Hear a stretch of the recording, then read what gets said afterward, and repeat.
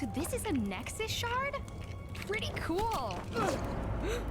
Yeah, it's kind of cute. Given the unspeakable power it's imbued with. Guess I should keep it hidden. You never know who's watching. Yeah, you never know. Maybe Kang. Or even... Kang. I should be heading back. I need to ensure that the rest of the defenders have kept Kingpin in check. Can you tell She-Hulk to head away if you bump into her? Heading for Nueva York, right? Yes! Going to the future. How much better can today get? See you in another time, guys.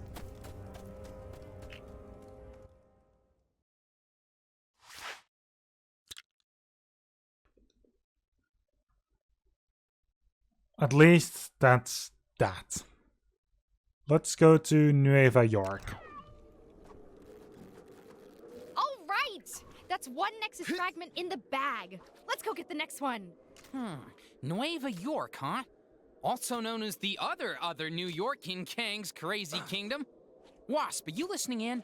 I read you, Spidey. According to Heimdall, the fragment appears to be located inside the Alchemax building.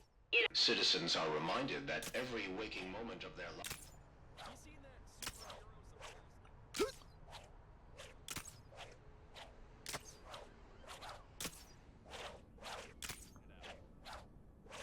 Hopefully we're almost there.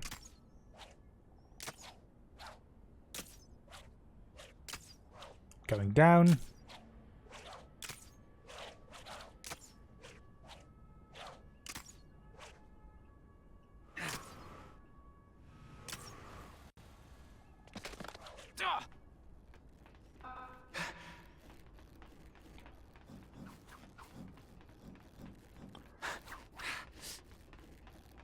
Alright, this better be immediately the destination.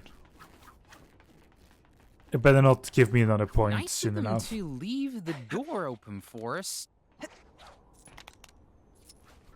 Okay, there we go. Sorry, heroes. I'm afraid we're not open to the public today. Yep, figured as much.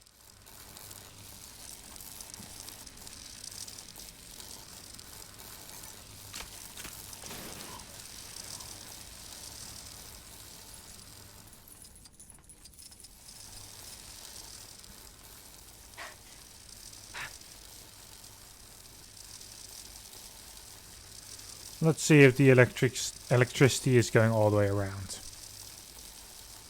Other outfit at the dry cleaners or something, Spidey?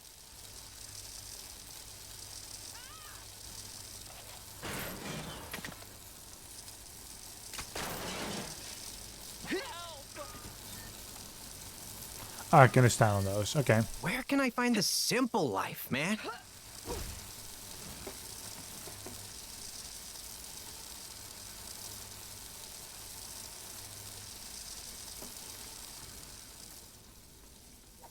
Beep. All this Beep. modern tech is making us Boop. lazy, man. Beep, I want boop. to pack my bags and go live How's your somewhere day things been? are all retro and It's been simple. okay. Oh, but also Good, dry. 'cause I'm about to I make it can't worse. stand the rain. Oh god. Just by being here, by the way. Not anything specifically, just, my presence will make your day worse. I mean, this game is making my day worse. You play Marvel superheroes. Great. The first Lego Marvel Superheroes was okay. Lego Marvel Avengers was eh. Meh. This one is making me want to bash my face in the wall. Honestly, I think there are many things that make Riddle want to bash his face into the wall, but yeah, I can feel this one. Yeah. Except the mission, sure. Because I have no clue if this is indeed what I need to do. I have done my homework, by the way, and oh boy, did I find the story. I keep getting God. parking tickets. Yeah, I mean, this one just made my blood boil when I heard more. The more the story goes on, the more I just went, holy shit. People are capable of being really nasty fucking bastards, you know that? Apparently, Yep. there's some shady kidnapping rackets So, going on down in the maintenance let's tunnels. see here. But what is a good point to jump into this one from? Basically, American town. Where can I find the simple Not really life, sure which man? one. Doesn't really matter for the context of the story anyway. It was a couple of years back. not particularly long, but I don't really remember the dates because out of everything else in the story, that's the thing I didn't remember because everything else was a bit too intense. And it centers around a family. I think this husband, a wife, and about 3 to 4 kids. It's only really about 1 kid, so the other ones, I might mix up the numbers here a little bit, but it doesn't really matter for the context of the story anyway. Yeah, I mean, they're just kids. They're just worthless anyway. Yeah, they're fucking worthless anyway. Yeah, exactly. So the father of the family, I will leave his name out of it. Not that not that it really matters. Let's call him Harry for now. All right, Mr. Harry. He is a business owner in town. Pretty nice dude. Generally, well liked within the community, and not anyone would suspect of any criminal behavior of any kind. Now, this could not really be said for his family, as he is at work with any other outings. He would kind of complain about one daughter in particular that was kind of overbearing and was a bad influence to the others. And he kind of really struggled on how to deal with this. People would give him advice, to tell him what they think he should do. But in general, I mean, everyone was kind of baffled by this one as well. Because if the stories that he told them were true, this girl was a real demon. The problem is that these stories weren't actually all that true. I mean, yeah, the girl was a demon, but only because the father was a devil to begin with. Turns out Mr. Barry was a really big authoritarian at home. Like, he had full control of his family, didn't take no for an answer. It was just kind of almost like a dictator in their own home. And this daughter was the one out of the family that wasn't really taking this bullshit, leading to leading to a lot of conflict, leading to lots of screaming matches between the two. And in general, had a very rocky relationship. So it wouldn't really surprise anyone that after a little while, the girl would end up missing. Looks like the cybernet So, is going up again. Yeah, the girl goes missing, and the father Barry is the Harry, well, whatever the fuck we call him. He's the first one to hand this information over to the cops, because it is still his girl after all. Like, he might not get along with her that much, but he doesn't want to do it. He doesn't want to conflict or have any harm happen to her, and he's kind of worried about her at the moment. He doesn't know what's going on. The rest of the family obviously comes with him. This massive search is launched, and well, not a lot of anything is really found until a couple of days later they receive a letter in the mail written by the daughter, basically saying like, "Hey, I'm sorry, but I'm just so sick and tired of your guys' bullshit. I've moved out. I don't really want to have anything to do with you people anymore. I'm still in state. Don't come looking for me. If I find out that you are looking for me, I will leave the country instead." So it's kind of like a hard, just get the fuck out of my life kind of note. And because this girl had already run away from home a few times before, now this kind of ended the investigation on this whole thing. Like the cops were like, "Well, we know what happened here. Very obvious, this one. Maybe just be a better father next time." And the family, they're like kind of defeated almost, like, "Oh well, guess we really must not have done that good of a job." But for the most part, they did just decide, what, let's just leave it at this. If this is the way she'll be happy, then who are we to try to change her mind? So for about 12 or 16 years or so, the case went cold. No one was looking for her anymore. Until something happened that blew this case wide open about 12 or so years later. Because they'd find something. And what they'd find is it must have been 18 years, sorry. Because they find an 18-year-old girl on the porch of of Harry's house. Just laying there in a very, very fucked up state. And on this girl would be a note saying, a note from the missing daughters that go in, "Hey, this is Kirsten, this is my daughter, this is your granddaughter. She's in a very bad state. I cannot afford to fix her. please help her yourselves. And the entire family, I'm sure you can imagine, is just looking at this going, what the fucking hell? Huh? And they'd find out because Harry would actually take her to the hospital because she was in a rough fucking state.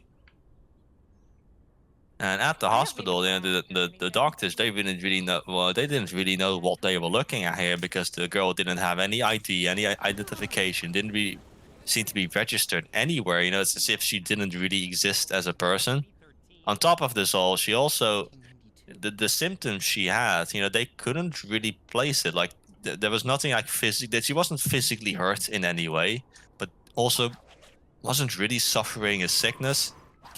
And the entire time, and Harry, the grandfather at this point, he's in the waiting room, kind of sitting there. And then every time, you know, the doctors would come to pry at him for information, he just kind of really, you know, he's kind of just shrugged, going, yeah, I don't really know what's going on here. And he tell them this story. But there were enough red flags for the medics to think, you know, we're going to get the police involved on this one, because there's something just a little bit fishy going on here. And of course, the cops come over and they start asking questions, you know, about what the fuck's going on. And then, you know, Harry would explain to them the Borch thing, like she just showed up one day with this note from my missing daughter. And I mean, the cops, they kind of took this as face value because they dug up the old case and they read that, you know, it was very likely that the missing daughter did in fact just run away again. So they didn't really think much of this yet, but there were again plenty of red flags that kind of made them linger around longer than they otherwise would have done. So the cops, again, you know, they'd start asking questions about, you know, what happened to your daughter? Have you been in contact with her? Maybe she can tell us what's wrong with this girl, because, sir, if we don't get any more information, I don't think we can save this girl. She is going to die. Which eventually, you know, the Harry does relent, and he fucks off. And a couple of days later, he shows up with the missing daughter, just somehow. And she, the missing daughter, you know, she kind of tells, you know, a rough understanding of what she thinks is wrong with her daughter. But from how she behaves, it is very clear that there's something wrong with the daughter as well. So maybe this was like, you know, with genetics and related in that kind of way. But still, I mean, at this moment, a lot of alarm bells are going off in any doctor or cop associated with this, you know, case right now. There's something clearly wrong here. There's a lot of information likely being, you know, withheld from us at the moment. Let's head back to the entrance. So the police would, you know, make this an official, like, an official case, and they, you know, they bring in the daughter and Harry for questioning, but separately, of course, because they're clever fuckers. And they question the daughter first because they suspect, you know, that something's going on between her and the father. And initially, the daughter isn't really saying much of anything. In fact, she's just sitting there, kind of quiet, you know, kind of fallen into herself, kind of hugging herself, looking around, kind of shivering. And the cops would, you know, they would ask a question upon question upon question, and they'd get no response. And eventually, one cop would go miss. You have to be aware of the fact that if you're withholding information and your daughter dies because of it, you could be held criminally liable for this. And the daughter does eventually, you know, she kind of lets out this defeated sigh, looks at the cop and goes, "Okay, I will tell you everything. But you have to promise me I will never see my father ever again." And the cops, you know, they assure her this, like, okay, well, you've got our promise. I mean, what's going on? And she would tell them the most heartbreaking story I think I've heard in a while. The girl never went missing. I'm sure you figured this one out by now. Yep. Because it was heading towards this. What happened in the year 6 years before her disappearance, the father, because the Cold War was kind of a thing and nuclear war was on the horizon, started, like many other people, starting to build a bomb shelter in the basement of the house. And this was a long fucking process that took 6 years. And every so often, the daughter, because she was the eldest of them all, she would be called down to kind of help with the construction, which, you know, despite hating her father like a mad girl, she went along with anyway. And the day came that it was basically done. So he locked her in. Pretty much.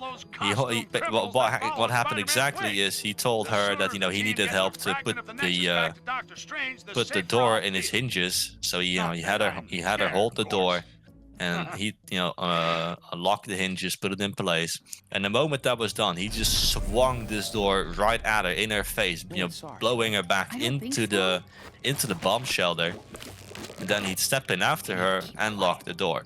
Not alert anyone to our presence. Clearly, you know, you were right on the money there. This is where it was going. And she, as you can imagine, she was in there for quite a while. She never left. Oh, it's you! Now, Caught up with you this bomb shelter, you know, cops would eventually, you know, because of what they just discovered, they would raid the house and find this shelter, but it wasn't really a shelter, really. I guess, you know, if you're a naive girl, you know, you could be told this is a shelter, but when you go in, this is just a series of soundproof hallways. Very tight corridors that all led into very cramped, very dark. There's not a single light in this, so it's just pitch fucking black in there. And it's kind of just like almost like a rat maze, but for people. And this psycho stick put his daughter in there for 18 years, and told his family and told everyone else that yeah, she just went missing one day. She ran off. He, you know, forged that note, and you know, no one suspected anything because, like I said, the father Harry was a fucking psycho stick. A very big authoritarian. His family was basically terrified of him. His wife more than anything else. So when he told them that under no circumstance are you ever to go into the basement, they took his word on it. No one ever went into the basement. And yeah, for 18 years, the family genuinely did not know what was going on down there. Hell, in order to get some extra income, the room that used to belong to the girl, they emptied it out and rented that to random people. And every tenant would go was questioned after the fact. Yeah, they report that nothing was seemingly wrong with the family. They all looked and behaved like normal people. The father was this really nice and attentive, you know, host. And never did they hear anything weird or, you know, come to the conclusion that something must be wrong. Except for one guy, but he didn't really know. But he made a comment that every night his dog that he had with him would just stand up and start growling at something, you know, he couldn't see. So, you know, that was the only thing that tenant picked up on that was a little bit out of the ordinary. But he didn't think too much of it. Maybe there's like a nest somewhere or rodents would come out at night or, you know, whatever. Now, this is where it gets more disturbing. Because what was going on down there was a little bit more than a girl being locked up. Remember, Kirsten exists. She has a daughter, and I'm pretty sure she didn't fuck a mouse in order to do it. So every night, without stop, without pause, the father would come down and, you know, assault his own daughter, basically beat the living shit out of her, and obviously rape was definitely a thing. And he did this over and over and over again. Kirsten was born relatively quickly after the whole affair, after it started, and she was the first daughter, but not the only. She had 3 other kids while she was there. Yikes! All living in that tiny fucking rat maze for people. Now, it came to a point that even Harry decided, you know, it's a little bit weird, all of this that is happening. You know, maybe the kids are gonna grow up and they're gonna start making noise, and the likelihood of them being discovered is gonna go right up. So he did the same thing that kind of happened with Kirsten, is as when the kids were still very young, he just dropped them off on his own porch with a note, and then pretend to the rest of this, rest of his family that his daughter, you know, dropped them off because she didn't want to care for them anymore.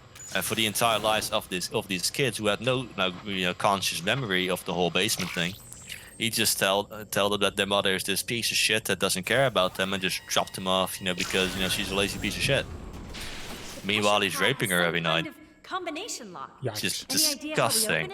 No, it changes every day. And it came, obviously it started to come crashing down 18 years later when the oldest daughter, Kirsten, she fell into this medical issue. In fact, because she was so fucked up that she fell into a pretty deep coma. And by the time she woke up in the hospital sometime later, yes, she would confirm all of this. But the doctors would eventually recognize that the primary issue that was wrong with Kirsten was that she had basically a massive shortage of vitamin D, which is something that she primarily gets from the sun. And Kirsten had not seen the sun her whole life. 18 years living in that fucking disgusting fucking place. And one touching thing that I found is that the cops, I mean, when the cops heard this, one cop went over to Harry and just beat the shit out of him.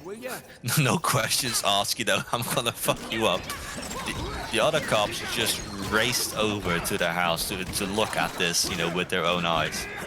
And they would go down to the basements, they'd unlock the hidden, quote unquote bunker. And they'd find the other 2 kids that are still in there. Because there were still kids in there, about a 5-year-old and a 7-year-old. And yikes. They'd bring them up, and the family, the way they reacted, I mean, they were devastated because the guilt these people felt, knowing that this was happening all along, right underneath their fucking feet, was just immense. Which, yeah, I can imagine. I mean, I can't really imagine, but I can picture it a little bit. It was disgusting. And the 2 kids, when they were, they got into this cop car to be reunited with Kirsten and their mother, basically. And throughout the entire ride, the kids were dead silent. They did not say a word. They were too mesmerized, looking out the windows, going, "Wow, holy shit," because they had never seen, the real world before. Now, they didn't even know how to picture it in their heads because, they didn't even have books or TV, nothing. They had no concept of, what life outside that bunker must have been. So this was just this mind-blowing experience for them. Obviously, Harry, they imprisoned the shit out of his ass, and he's still in there. That son of a bitch. Oddly enough, he is eligible for parole in 2024, which is pretty soon.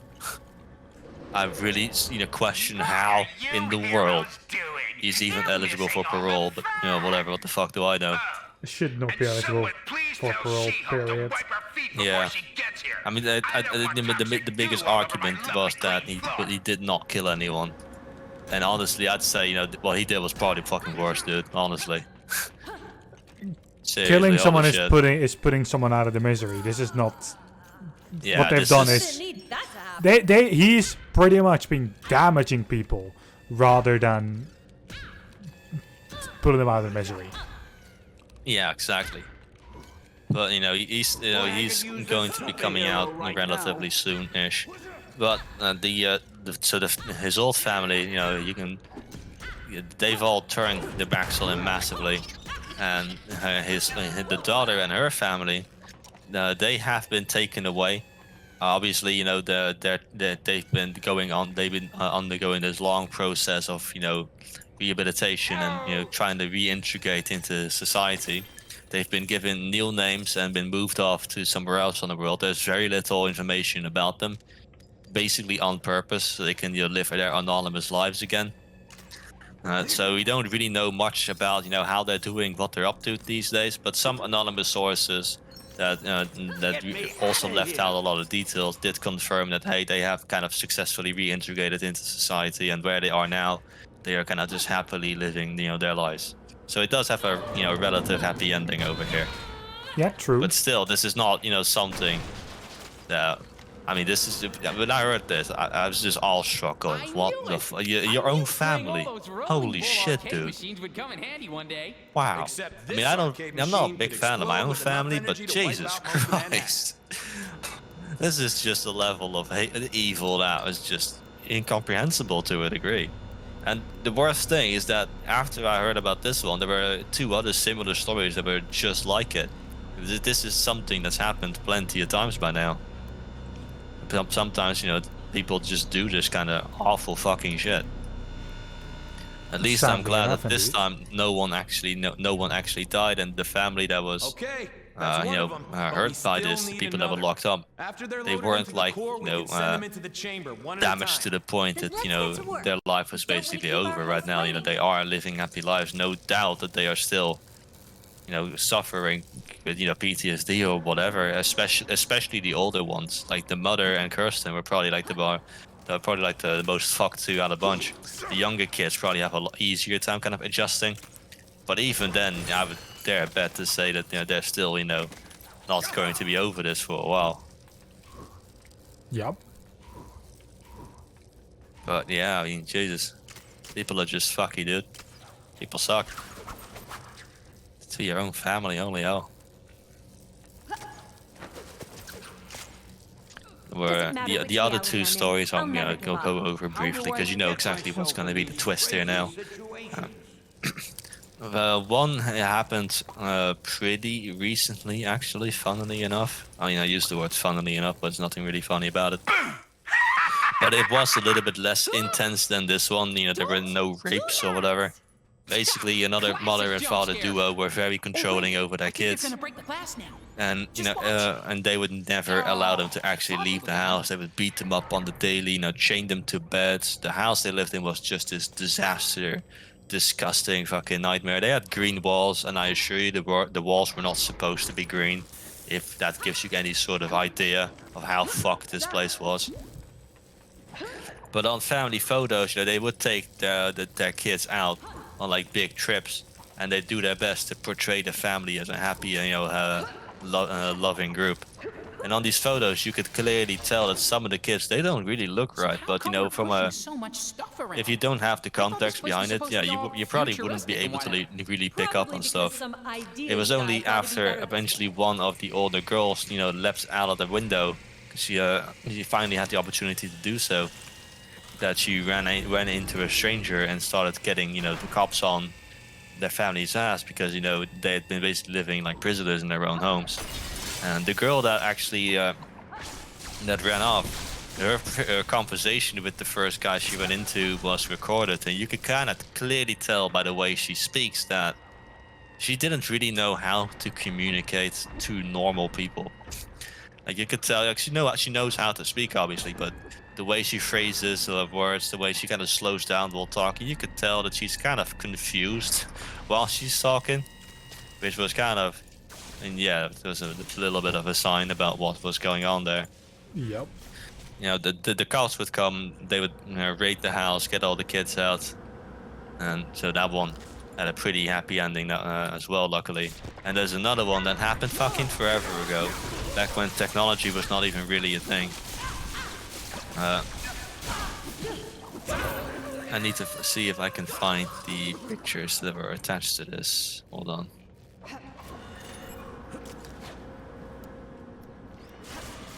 Oh god.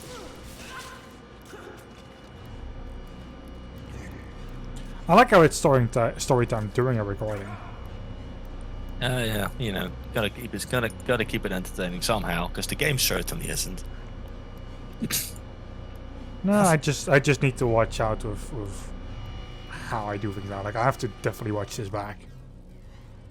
Yeah. And mute you if necessary. Well, like if you say something that is very bad. Are you on your way now? If according to Twitch and YouTube, anything I say is probably bad, honestly. Let's go find out what he's up to. Yeah, true, but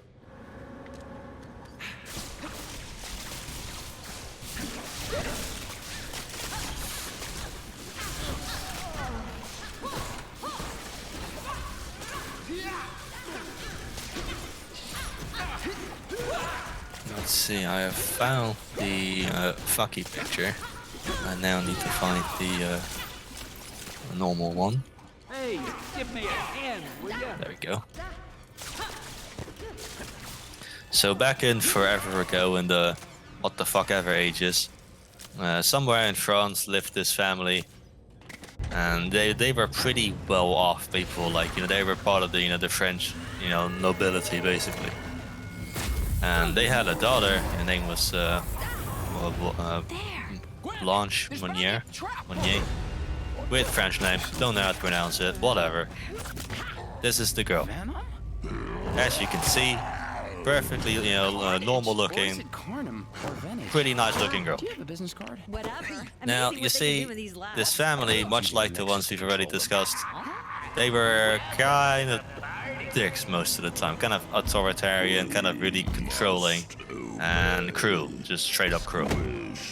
And at some point, the girl here would come home and saying, hey, I may or may not have gotten myself a boyfriend. And the family's like, oh, that's interesting. Tell us more. What's he about? And the guy basically, look, he's nice and everything, but he's poor, right? He's a poor peasant. He doesn't really have a lot of scratch, And to someone that considers himself French royalty to a degree, I mean, that's the most disgusting shit they've ever heard in their life. Because clearly, especially back, it's even true now, but definitely back in the day, if you had less money, you were just less of a person, straight up. That's how this works. Yeah, because the world is fucked. Yeah, pretty much. And when they heard about this, I mean, to say they freaked the fuck out is an understatement, considering where the story is going. Honestly, I mean, you kind of already have an idea. So they basically, as is the rule book apparently for this sort of thing, is they beat the shit out of her plenty of times, and then they kind of locked her away in this kind of tower almost in their house. It's like living life as a Disney princess, but just much fucking worse. Locked in a tower waiting for the hero to come rescue her. Spoiler, he never did. And I'll need to see what the ages here are, because she was in there for well, quite a long fucking time, I assure you. About 40 years she was locked in that room. Yikes. Yeah. Yeah, I know. So, and this room really, I'd almost dare say that the bunker that family had, at least that room for more people, so it was probably a little bit more luxurious than this. I mean, this room did have a bed, but I mean, even after the first 10 years, that bed really was more of a burden than anything else. That thing was worn to shit, and you bet your ass it wasn't going to be replaced anytime soon. But not like this. So yeah, basically, 40 years stuck in a single room. Every so often, parents would come up, the both of them, by the way, and she'd get the living shit kicked out of her. Didn't have access to the toilet, barely had access to food. I mean, this was just a girl living literally the worst life you could possibly imagine, I suppose. And just like the first story, the parents would say that she ran away, or whatever. In fact, maybe they even, because I'm not really, this has been a while since I really heard the details there, but maybe they even told everyone that she had actually died. And including, her boyfriend, who she had already decided to go marry, so her fiancé basically, thought that she had died. Yikes. And the sad thing is that he did himself actually die just a few days before it was discovered that she was actually alive. So he never really got to find out, which was a bit sad. A very fucked up way of... Yeah. I also, one detail that I always kind of liked about this is that, we discovered that this person that she was going to try and marry was this poor peasant. The man was a successful lawyer, by the way. That just kind of it's kind of this. There must have been like a severe disconnect between him and those people. Like they must have been hella rich.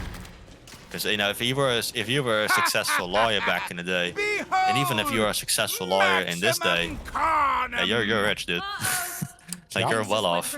That's a good fucking job to have. I mean, that's gonna get you bitches this day. Holy shit. But back in the day, it was not meant to be. I believe that she was only discovered because at some point a guest in their house, started to pick up on a scent that was just indescribable, honestly.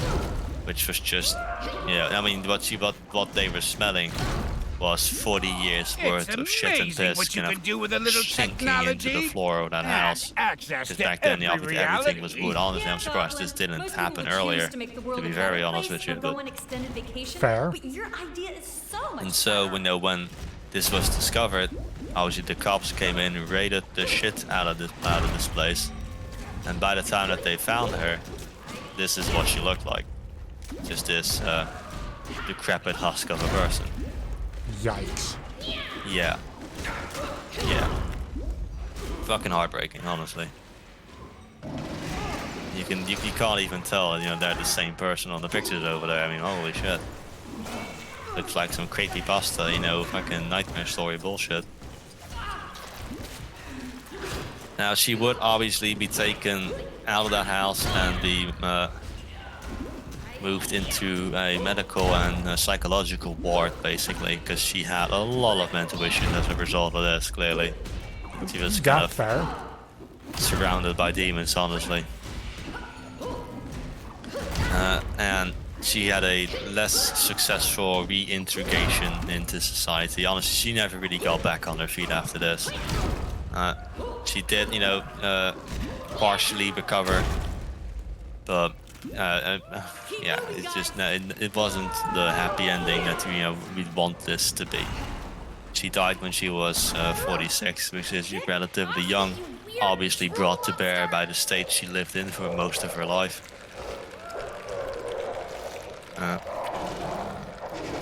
Let's see what happened to the parents. The mother was arrested and became ill pretty much 15 days after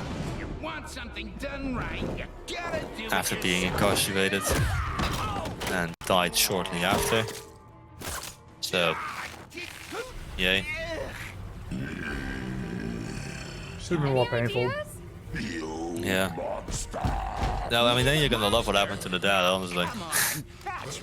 So he basically, when the mother was arrested, he had managed to escape pretty much, and then had the gall to return to his family home a couple of days later, thinking, oh, everything must be safe now. But obviously, the story of what had happened was spread out. You know, people knew about this, and just as you and I, they were disgusted, to say the very fucking least.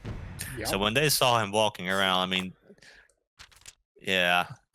You know what happened to Rex? with all the shotguns, yeah. Imagine that in a days where the gun didn't exist yet, and you got a pretty decent understanding of what happened to him. Pitchforks and torches. Yeah, a lot of punches and kicks, and he was just beaten to a pulp, and well, he died on the spot. And he did not go down quickly, let me tell you that one. Good. Because that would have been boring. Yeah. That would have been very boring.